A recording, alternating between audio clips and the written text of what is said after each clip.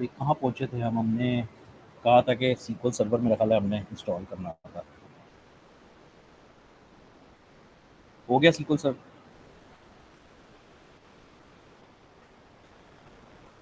तो इंस्टॉल कर लिया। ऐसी अब यहाँ से आगे जो पढ़ना है ना, वो पढ़ना बिल्कुल फिजूल है। मतलब वो काम करने से ताल्लुक़ रखता है, पढ़ाना है इसको, मतलब पता नहीं पढ़ेंगे किस तरह इसको, इस सारा प्रैक्टिकल काम। लेकिन आपकी किताब में थ्योरी लिखी हुई है, बेतहाशा थ्योरी लिखी हुई है, तो रीडिंग आपको करनी पड़नी है साथ साथ। बड़ी डिटेल में पिछली बार आपको समझाया था कि सीक्वल जो है, स्ट्रक्चर्ड क्वेरी लैंग्वेज, ये एक लैंग्वेज है। This is not a software. Unfortunately वो जो सॉफ्टवेयर का नाम है वो भी माइक्रोसॉफ्ट सीक्वल सर्वर है, लेकिन सिर्फ वो नहीं है, मतलब बहुत सारी हैं। पोस्टग्रेस सीक्वल है, ओरेकल है। वो हर जगह पे जो लैंग्वेज इस्तेमाल होनी है वो एसक्यूएल इस्तेमाल होनी है, स्ट्रक्चर्ड क्वेरी लैंग्वेज इस्तेमाल होनी है उस डेटाबेस के ऊपर काम करने के लिए ना। तो सीक्वल अब हमने अगले 10 लेक्चर्स में बेसिकली सीक्वल लिखनी सीखनी है, सीक्वल को चलाना सीखना है, ठीक है। इसमें दो बेसिक कैटेगरीज आती हैं, एक को डीडीएल कहते हो, एक को डीएमएल कहते हो। डीएमएल या डीएल,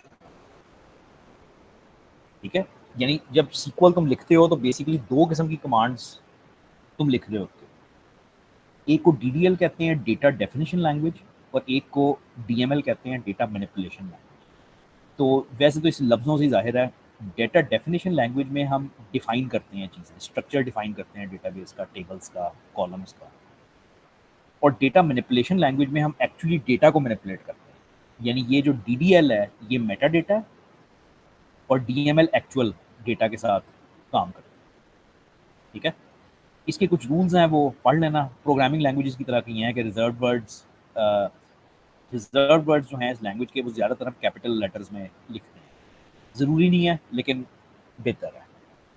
उसके बाद आइडेंटिफायर्स होते हैं। आइडेंटिफायर्स वही वेरिएबल्स होते हैं, ठीक है, तो वो लोअर केस में लिखते हैं। जो कोई ऑप्शनल आर्ग्यूमेंट्स है ना, किसी कमांड में कोई ऐसी चीज़ है जो ऑप्शनल है, तो उनको स्क्वायर ब्रैकेट्स में लिखते हैं, ठीक है। यानी अगर जैसे ये कमांड लिखी हुई है सेलेक्ट ऑल डिस्टिंक्ट, हाँ ये अच्छा एग्जाम्पल है। तो इसमें देखो कि उसने ये ब्रैकेट्स के अंदर ये लफ्ज़ लिखा है, इसका मतलब है ये ऑप्शनल है, लिखो या ना लिखो। और उसके बाद ये जो बार है ना, ये वाली पाइप है, इस पाइप का मतलब होता है और, म्यूचुअली एक्सक्लूसिव होता है कि या तो ऑल लिखोगे या डिस्टिंक्ट लिखोगे, ठीक है। तो सेलेक्ट के लफ्ज़ के बाद या तो ऑल लिखना है या डिस्टिंक्ट लिखना है, लेकिन चॉइस है, लिखना तो लिखो, नहीं लिखना तो ना लिखो, ठीक है। उसके बाद फ्रॉम का लफ्ज़ है, फिर आपने टेबल का नाम लिखना है, ठीक है, या व्यू का, इस तरह से। तो ये बेसिकली इसको, मतलब इसको पढ़ने का तरीका इस तरह से होगा। डेटा टाइप्स हैं सीक्वल सर्वर में। अब सीक्वल सर्वर आ गया है, ठीक है। अब माइक्रोसॉफ्ट सीक्वल सर्वर आ गया है। हम सीक्वल लैंग्वेज सीखेंगे, लेकिन सीखेंगे किस सॉफ्टवेयर में? सीक्वल सर्वर के ऊपर। अब अनफॉर्चुनेटली ये कंफ्यूजिंग है, लेकिन बहरहाल ऐसे ही है। तो इसके अंदर डेटा टाइप्स होती हैं जिस तरह किसी भी लैंग्वेज के अंदर होती हैं। तो बिग इंट है, स्मॉल इंट है, टाइनी इंट, सो ऑन। मतलब डेटा टाइप्स हैं, कोई खास बात नहीं है। टेक्स्ट में थोड़ी सी खास बात होती है। टेक्स्ट की जो टाइप्स हैं उसमें ये है कि कैरेक्टर टाइप है, इसमें मैक्सिमम 8000 कैरेक्टर्स आ सकते हैं, तो कैरेक्टर की डेटा टाइप। वारचार जो है उसमें वेरिएबल लेंथ होती है, फ़र्क नहीं पड़ता कितना है, वो खुद ब खुद लैंग्वेज सीक्वल सर्वर एडजस्ट करता है, और अगेन मैक्सिमम 8000। टेक्स्ट की टाइप है जो ज़्यादातर इस्तेमाल करते हैं, जो अगेन वेरिएबल टेक्स्ट है, खुद ब खुद वो एडजस्ट करता है। फिर मनी की डेटा टाइप है, फ्लोटिंग पॉइंट, डेट, ये सारी आपकी डेटा टाइप्स हैं। ये हमारा ईयर डायग्राम था कहीं पीछे से। अब फॉर एग्जांपल हमने ये डेटाबेस डिज़ाइन करनी है, तो हमने सीखा क्या था कि पहले हम ईयर डायग्राम बनाते हैं, फिर ईआर डायग्राम से हम लॉजिकल मॉडल बनाते थे, सॉरी कॉन्सेप्चुअल मॉडल बनाते थे। नहीं नहीं सॉरी, लॉजिकल, ये लॉजिकल मॉडल था ना, जिसमें हम ये टेबल का नाम लिखते थे, रिलेशन का नाम था, उसके बाद उसके एट्रीब्यूट्स थे, और जो प्राइमरी की होता था उसको हम अंडरलाइन कर देते। तस्वीर से पहले हम इधर आते हैं। अब इधर से हम किधर जा रहे हैं? फिजिकल डेटाबेस डिज़ाइन की तरफ, कि हम एक्चुअल डेटाबेस के अंदर ये सारा काम करेंगे, ठीक है। अच्छा जी, ये स्टार्ट होता है ज़ाहिर बात है डीडीएल से। पहले कुछ डिफाइन करोगे तो फिर आगे वो होएगा।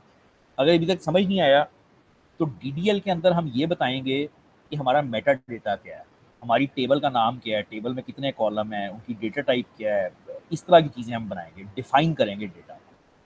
ठीक है, तो सबसे पहली जो कमांड है वो क्रिएट की है, क्रिएट।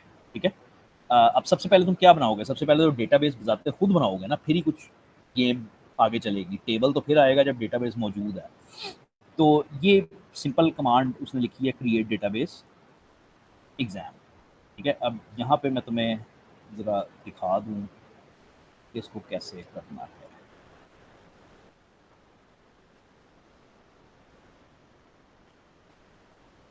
मैंने सर्विस बंद की होती है क्योंकि वो सीपीयू खाती है। अच्छा जी, अब तुमने ये इंस्टॉल किया है माइक्रोसॉफ्ट सीक्वल सर्वर। ठीक है, तुमने कोई उसका वर्जन इंस्टॉल किया है या सीक्वल एक्सप्रेस किया है, या सीक्वल एक्सप्रेस जो है ना वो ज़रा वो है, ये छोटी है, मतलब वो प्रॉपर इस्तेमाल नहीं हो सकता, तो बट इट्स फाइन, ठीक है, तुम्हारे लेवल पे वो सीक्वल एक्सप्रेस भी चलेगा। या पूरा सीक्वल सर्वर कर लो, फ्री है, मतलब माइक्रोसॉफ्ट की साइट पे रजिस्टर करो, फ्री डाउनलोड करो और इस्तेमाल कर लो। ठीक है, अच्छा ये खोलते हो तो तुम्हें डेटाबेस अपना सर्वर कनेक्ट करते हो। ये सॉफ्टवेयर जो है ना, ये जो इंटरफेस है जो तुम्हारे सामने आता है, इसको सीक्वल सर्वर मैनेजमेंट स्टूडियो कहते हैं। वैसे तो अगर तुमने सीक्वल सर्वर का सही वर्जन इंस्टॉल किया तो ये खुद ब खुद हो गया होगा इंस्टॉल, लेकिन अगर नहीं हुआ तो फिर इसको एडिशनल तुम इंस्टॉल करते हो, मैनेजमेंट स्टूडियो। ये जब खोलते हो तो इसमें सिर्फ ये एक लाइन होती है, ये तुम्हारे सर्वर का नाम है। ठीक है, और वो ज़्यादातर नाम वही होता है जो तुम्हारे कंप्यूटर का नाम है। मेरे कंप्यूटर का नाम है डेस्कटॉप 14J1 जो भी है, तो ये मेरे सर्वर का नाम है। ये छोटा सा ग्रीन निशान बना हुआ है, इसका मतलब है मेरा सर्वर इस वक्त कनेक्टेड है। तो हर सीक्वल सर्वर के अंदर एक सर्वर तो होएगा, फिर ही काम आगे चलेगा। अब इसको खोलते हो तो इसमें ये सारी टैब्स बनी हुई हैं। तुम्हारे अगर तुमने वर्जन को हल्का इंस्टॉल किया तो ज़रा कम होएंगी, लेकिन बहरहाल कुछ इस तरह का होएगा। हमारा काम इस वक्त सिर्फ मेनली डेटाबेसिस से है, तो मैं तुम्हें डेटाबेसिस दिखाता हूँ।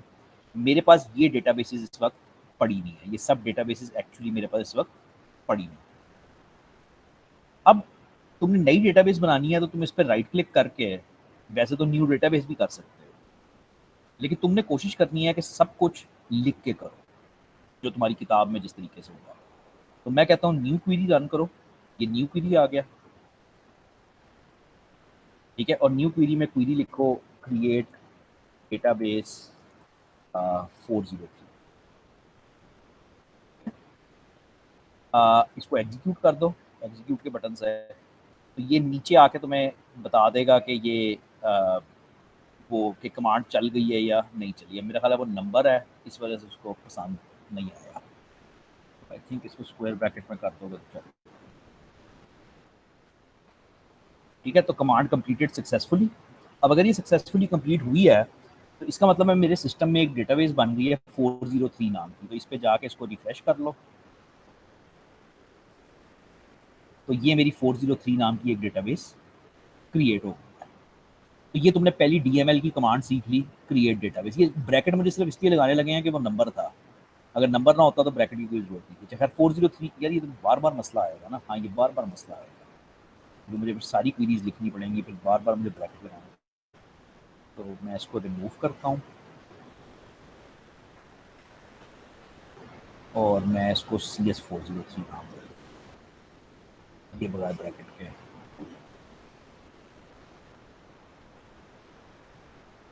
वो अल्फा न्यूमेरिक हो गया ना, तो वो अब चल जाएगा। अच्छा जी, तो ये मेरी CS403 की डेटाबेस आ गई। इसको एक्सपैंड करोगे तो ये इसके अंदर चीज़ें पड़ी हुई हैं, इसके अंदर टेबल्स हैं, इसके अंदर व्यूज़ हैं, इसके अंदर प्रोग्रामिंग है, इसके अंदर स्टोरेज है, सिक्योरिटी है, सो ऑन। तो मैं टेबल्स के ऊपर एक्सपैंड करता हूँ। तो अभी इसके अंदर कौन सी टेबल्स है? कोई टेबल्स नहीं है।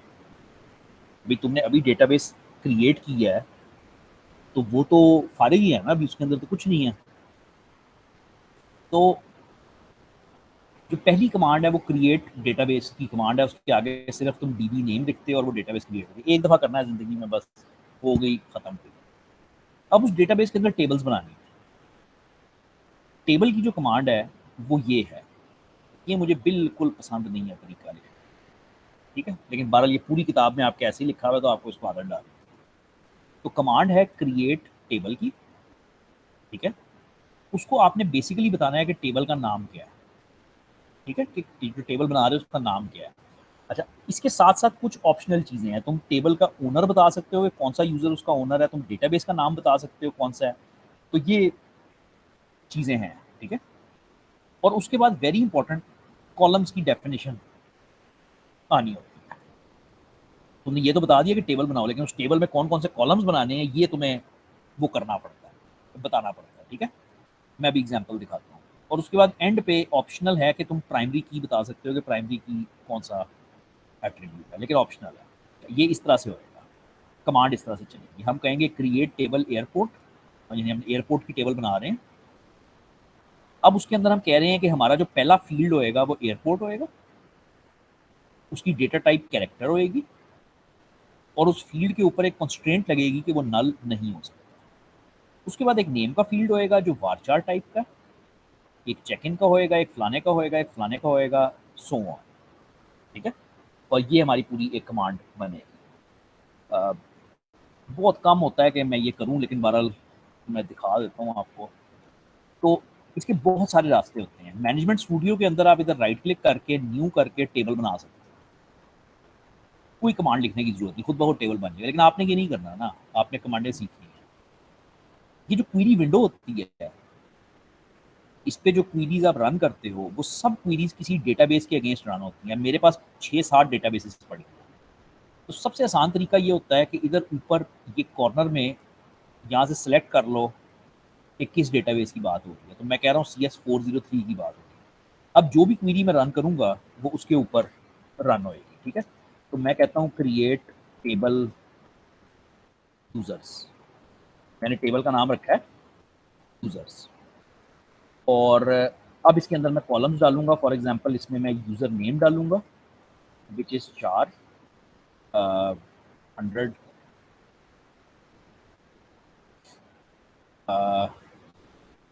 उसके बाद कॉमा लगा के मैं कहता हूँ ए पासवर्ड 400 के बाद मैं कहता हूँ रोल 400, ठीक है, एंड दैट इज इट। तो मैं 3 फील्ड्स डिफाइन कर रहा हूँ। अब ये जो नीले हो गए ना खुद ब खुद, इसका मतलब है कि ये कीवर्ड्स हैं, तो इनको उसमें डाल दो। वैसे तो मेरा ख्याल है वैसे भी चल जाएगा, लेकिन बेहतर है कि इनको कीवर्ड्स को इसमें स्क्वायर ब्रैकेट में डाल दो ताकि वो एग्जीक्यूट हो जाए, ठीक है। जब ये सारा हो गया, तुमने कह दिया कि तुम 403 पे इसको एग्जीक्यूट कर रहे हो, तुम इसको एग्जीक्यूट कर दो, ठीक है। तो नीचे लिखा हुआ आ जाएगा कि क्या हुआ है। तो कमांड कंप्लीट सक्सेसफुली हुई है, विच मीन्स कि मेरी 403 की डेटाबेस में अब अगर मैं टेबल्स को रिफ्रेश करूँ तो मेरे पास एक टेबल आ गया है यूजर्स नाम का। डीबीओ जो होता है वो स्कीमा होता है, वो डिफॉल्ट स्कीमा होता है, डेटाबेस ऑब्जेक्ट बनता है उससे। तो वो उसके बारे में वरी ना करो। अगर तुम चेंज करना चाहते हो चेंज भी कर सकते हो, लेकिन बाल उसके बारे में वरी ना करो। अच्छा, अब एक टेबल को खोलो तो तुम्हें नजर आएगा कि उस टेबल के अंदर तुम्हें कौन से कॉलम्स नजर आएंगे। 3 कॉलम्स जो तुमने बनाए हैं, यूजर नेम, पासवर्ड और रोल। उसके अंदर तुम्हें कीज नजर आएंगी। की तो तुमने कोई बनाई नहीं ना, प्राइमरी की तो तुमने बनाई कोई नहीं। और कंस्ट्रेंट्स नजर आएंगी, कंस्ट्रेंट भी तुमने कोई नहीं बनाई। बाकी चीज़ें आपके कोर्स में नहीं है, ट्रिगर्स, इंडेक्सेस, स्टैटिस्टिक्स बहुत आगे की चीज़ें हैं। तो हमने अभी तक क्या किया, हमने क्रिएट की स्टेटमेंट यूज करते हुए एक डीबी क्रिएट की और एक टेबल क्रिएट की, एक और टेबल क्रिएट करते हैं, ठीक है। इसको कहते हैं प्रोफाइल। कॉन्सेप्ट ये है कि यूजर की जो यूजर नेम, पासवर्ड वगैरह है वो एक टेबल में स्टोर हुआ है, प्रोफाइल दूसरे में स्टोर हुई है। तो प्रोफाइल में भी यूजर नेम होएगा, प्रोफाइल में हम उसका रख देते हैं एड्रेस, फाइल में हम उसका रख देते हैं जेंडर,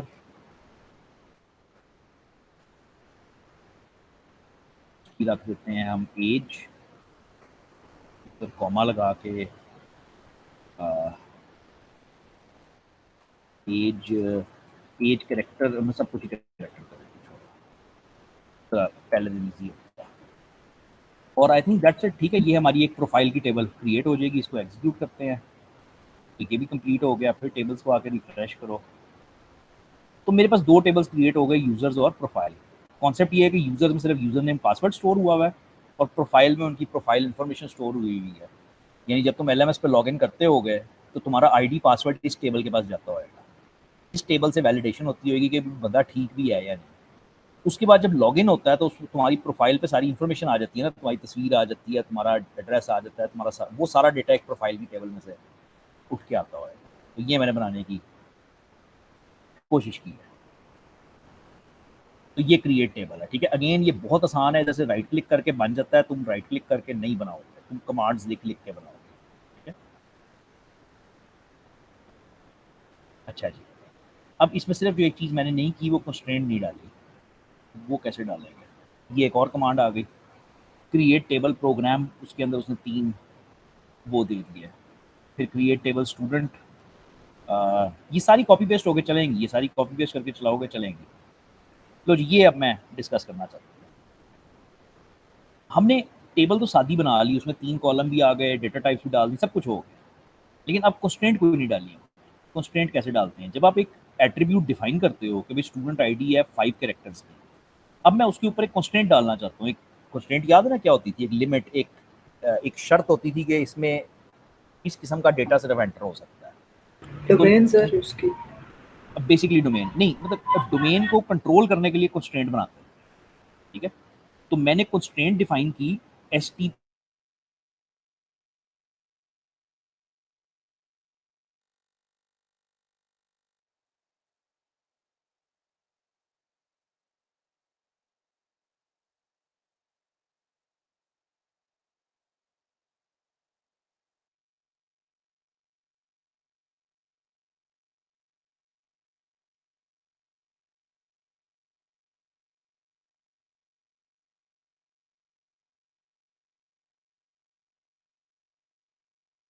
के, और ये कंस्ट्रेंट क्या है, वो ये है 2 3 4 डिजिट्स आए।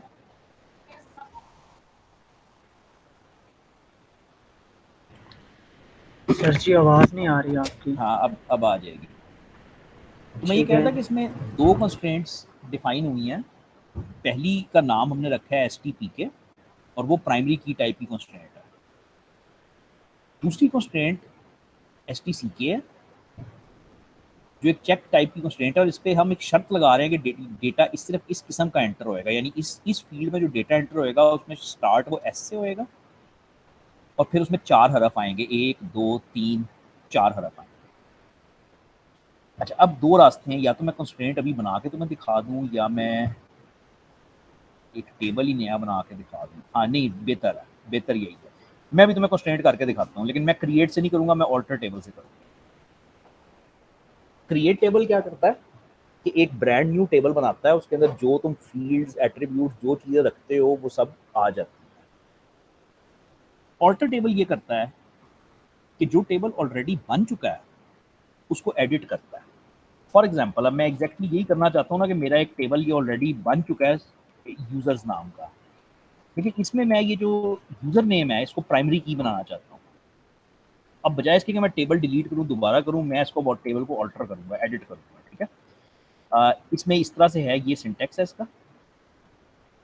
ऑल्टर टेबल के आगे नाम लिखते हो टेबल का, किस टेबल को वो करना। अब ऑल्टरेशन में क्या क्या हो सकता है, तुम कॉलम ऐड कर सकते हो, तुम कॉलम को एडिट कर सकते हो, तुम कॉलम को डिफॉल्ट सेट कर सकते हो, मतलब इस तरह की चीज़ें हम कर सकते हैं, ठीक है। अगेन अब मुझे नहीं पता, लेकिन मैं कोशिश करता हूँ। असल में ये वो काम है जो बंदा गुई से ही करता है, ये नहीं इससे करते। ऑल्टर टेबल हमने करनी है यूजर्स की, यूजर्स ही था ना, यूजर्स की। अब हमने क्या करना है जी, हमने ऑल्टर कॉलम करना है ना, ऑल्टर कॉलम करना है यूजर नेम। लिखेंगे किस तरह के, हमने ऐड कंस्ट्रेंट करना है, ऑल्टर कॉलम करना है हमने।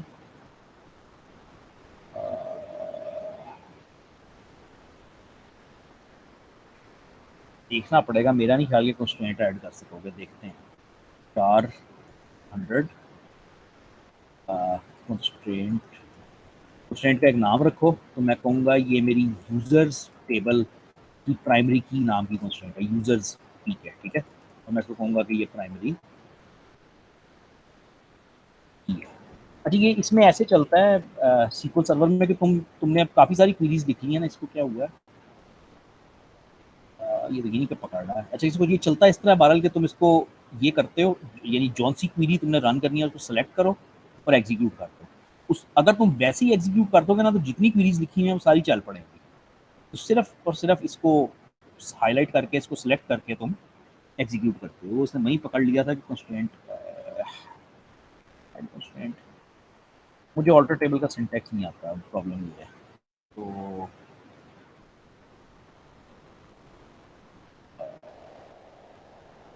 शायद कर ही ना सकते हैं।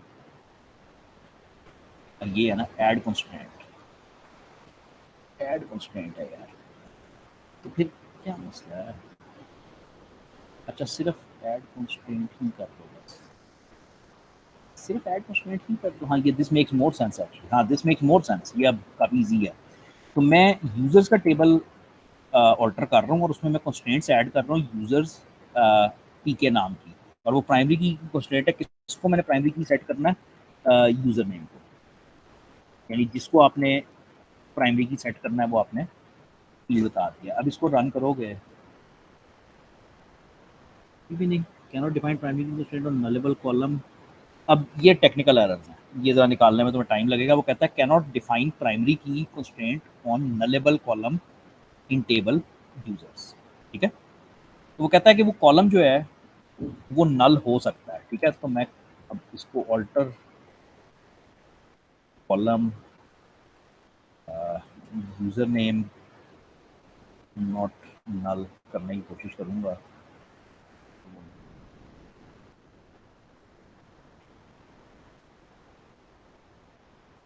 अब सिर्फ इतने को मैंने सेलेक्ट किया, विच मीन्स कि मैं सिर्फ ये वाली हिस्सा रन कर रहा हूँ। ठीक है, अब ये तुम्हें समझ नहीं आएगा कि शायद आ जाए, लेकिन बहरहाल मैंने ये किया है कि अब उसको मैंने नल कर दिया। अब इस लाइन को मैं इग्नोर करूँगा, इसकी मुझे ज़रूरत नहीं है। इसको कमेंट कर दो, कमेंट डबल डैश से होता है। और अब मैं ये वाली क्वेरी रन करूँगा, जो जो पहले मुझे कह रही थी कि मैंने प्राइमरी की इसलिए नहीं ऐड करनी कि वो कॉलम नलेबल है। अब उसने प्राइमरी की ऐड कर दी। इधर आके कॉलम्स को रिफ्रेश करोगे तो तुम्हें ये यूज़र नेम के साथ छोटी सी चाबी बनी हुई नज़र आ गई। तुम्हें समझ आ गया कि प्राइमरी की, और कीज़ के अंदर भी वो की आ चुकी होगी। मैंने की का नाम क्या रखा था? यूज़र्स। ठीक है, तो यूज़र नेम मेरा प्राइमरी की सेट हो गया। इसी तरह से प्रोफाइल में भी कर लें। हम कहते हैं ऑल्टर टेबल प्रोफाइल। तो पहली तो क्वेरी यही होएगी कि उसको नॉट नल सेट कर दिया जाए। ठीक है, और दूसरी यही होएगी कि उसको कंस्ट्रेंट ऐड कर दीजिए। उसका नाम सारी बात है चेंज कर लो। ये अब प्रोफाइल के नाम की क्वेरी।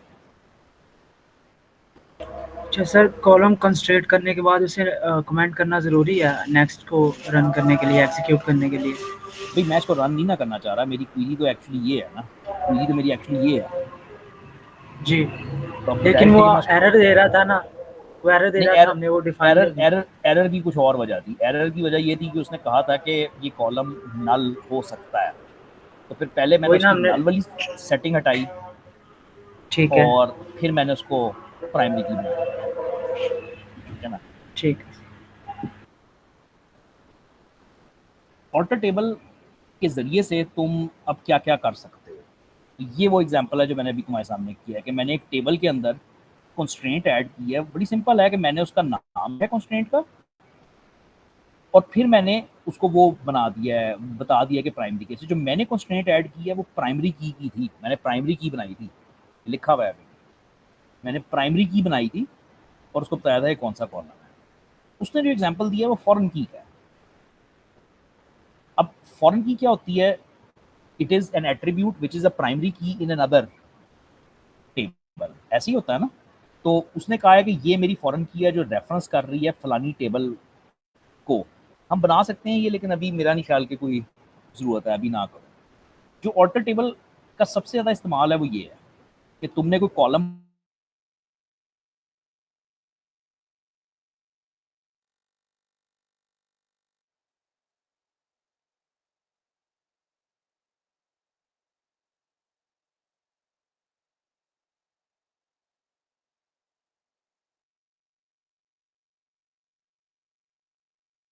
बना लिया, नहीं हो रहा। ये DDL है। DDL बेसिकली 3 ही कमांडें हैं मेरे ख्याल में। ठीक है ना, मेरे ख्याल में DDL में 3 ही कमांडें हैं।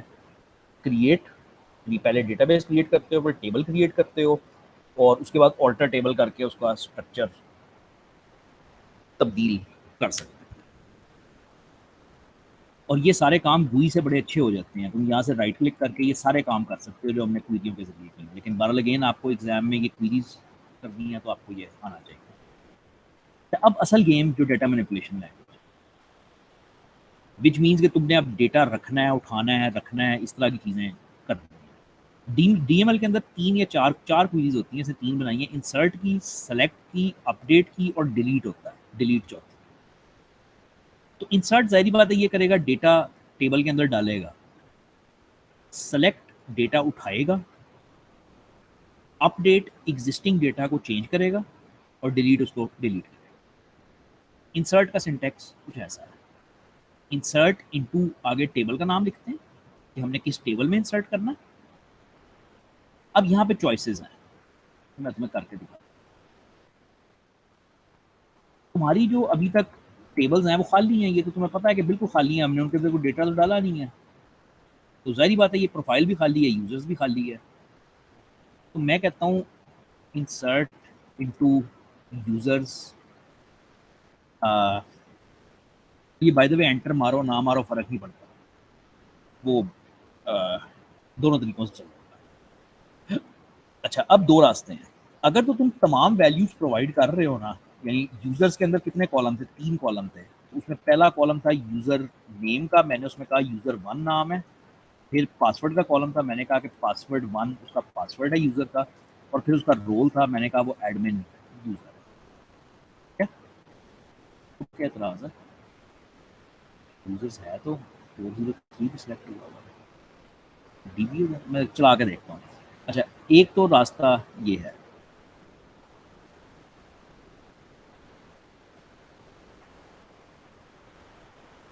समझ नहीं है,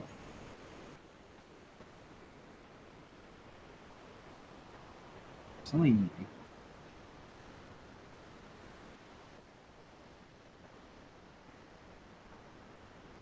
DB सिलेक्टेड है फिर क्यों इस तरह से।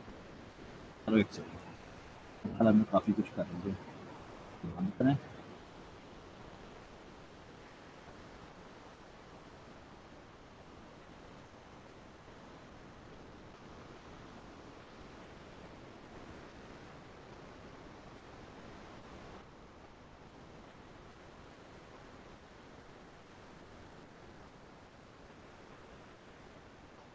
तो ठीक है, और मैं इसको रन करता हूँ।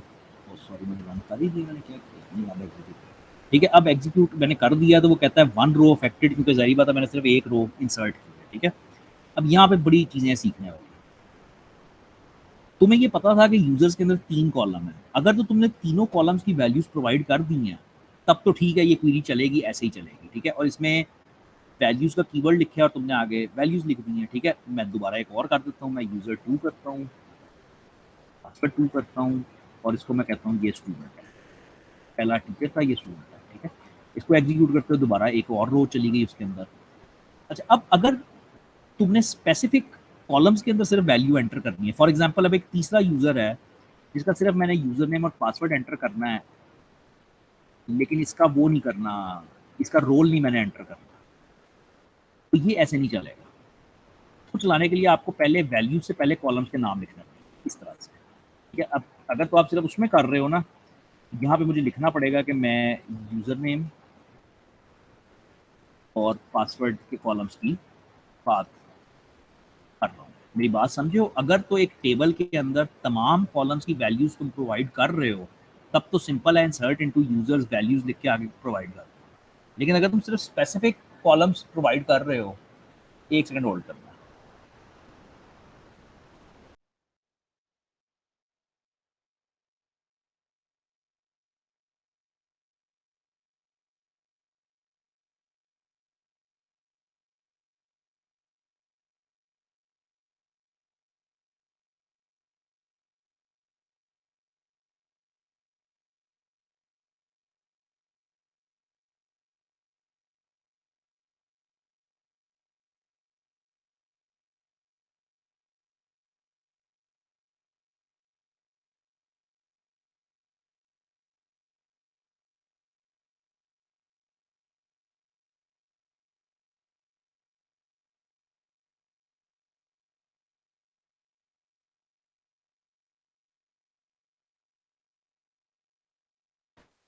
अच्छा जी, तो इसको आप चलाते हैं ज़रा, ठीक है, 1 रो अफेक्टेड। अब असूली तौर पे तुम्हारे पास 3 रोज़ जा चुकी हैं। 2-3 रास्ते हैं इसको करने के। एक सिंपल रास्ता ये है, अगर बहुत ही तेज़ी से करना है, कि ये जो यूज़र्स की टेबल है ना, इस पे राइट क्लिक करो और ये सेलेक्ट टॉप 1000 कर दो, तो इससे तुम्हें डेटा नज़र आ जाएगा। तो ये तुम्हें डेटा नज़र आ गया जो हमने एंटर किया, user 1 password 1 admin, user 2 password 2 student. और तीसरी क्वेरी में ख्याल रखना मैंने रोल एंटर नहीं किया, तो रोल नल होएगा, ठीक है। लेकिन खैर हमने इस तरह नहीं करना, हमने क्वेरियाँ लिख के करना। लो भाई, यहाँ पे कोई मसला सर जी अगर हमने कॉलम न्यू ऐड करना हो, क्या ऐड तो हम करना, 2 ऐड करेंगे और एक एट्रीब्यूट नया ऐड करना हो टेबल में कॉलम। वो ऑल्टर टेबल है। ठीक है। वो तो ऑल्टर टेबल की स्टेटमेंट है ना। वो तो तुम फिर ये कहो, अगर तुमने टेबल देखो, अगर तुमने टेबल का स्ट्रक्चर चेंज करना है तो तुम कहोगे ऑल्टर टेबल ऐड कॉलम, क्या ऐड करें, लास्ट लॉगिन ऐड कर देते हैं, ठीक है। ऐड कॉलम लास्ट लॉगिन 400, वो तो इस तरह से होएगा। मसला ठीक है। ऐसे करते हैं इनक्रेट मतलब ऐड कॉलम नहीं, क्या था, ऑल्टर टेबल ऐड कॉलम ही है, ये क्यों नहीं ऐड हुआ।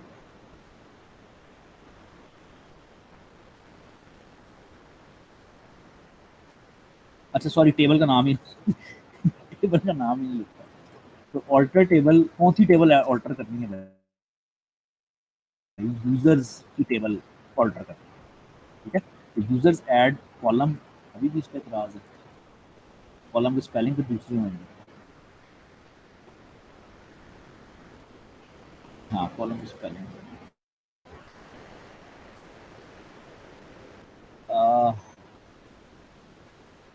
लास्ट लॉगिन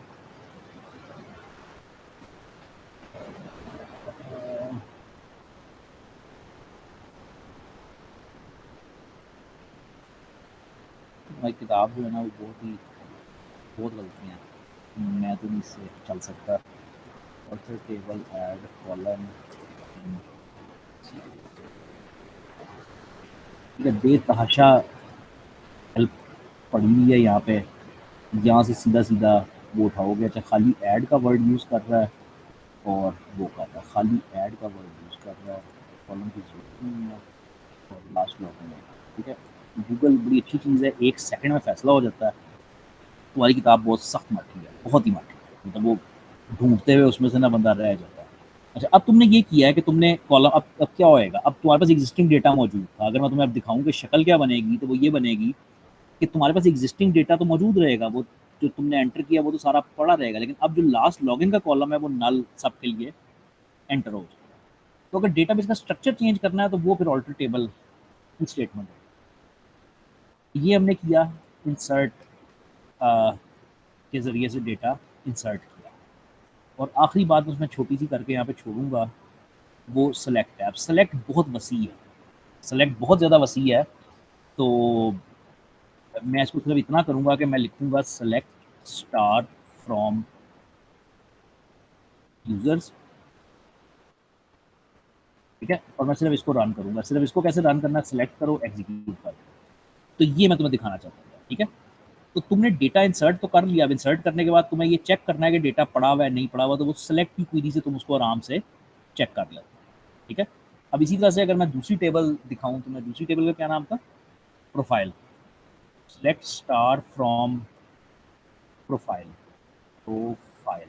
और तुम इन दोनों को इकट्ठा रन कर दो, मतलब आसान है, ऊपर यूजर्स आ जाएगा, नीचे प्रोफाइल आ जाएगा। तो यूजर्स का टेबल तो ये आ गया, लेकिन प्रोफाइल का टेबल खाली है। अब तुम्हें ये करना है कि तुम्हें प्रोफाइल के टेबल में एंट्री करनी है। तो मैं कहता हूँ प्रोफाइल, इंसर्ट इनटू प्रोफाइल। और प्रोफाइल में कौन कौन से कॉलम्स हैं मुझे बिल्कुल याद भी नहीं है। तो यूज़र नेम, एड्रेस, जेंडर और एज। तो यूज़र नेम यूज़र 1 है, एड्रेस लाहौर है, एज 22 है, तो जेंडर था, तो जेंडर है मेल और 22, ठीक है। आखिरी कॉमा मिटा दो। अब इसको रन करोगे तो अब प्रोफाइल की टेबल में एक रो चली जाएगी ना, तो एक रो चली गई प्रोफाइल की टैब में। चेक कैसे करना है, दोबारा ये एग्जीक्यूट करोगे तो पिछली दफ़ा याद हो कि प्रोफाइल खाली थी, लेकिन इस दफ़ा प्रोफाइल में अब एक एंट्री हो चुकी है। तुम्हारा आज काम ये है कि तुमने SQL सर्वर तो इंस्टॉल कर लिया है, अब आज जाके तुमने एक डेटाबेस बनानी है, उसके अंदर कम से कम 3 टेबल्स बनाने हैं।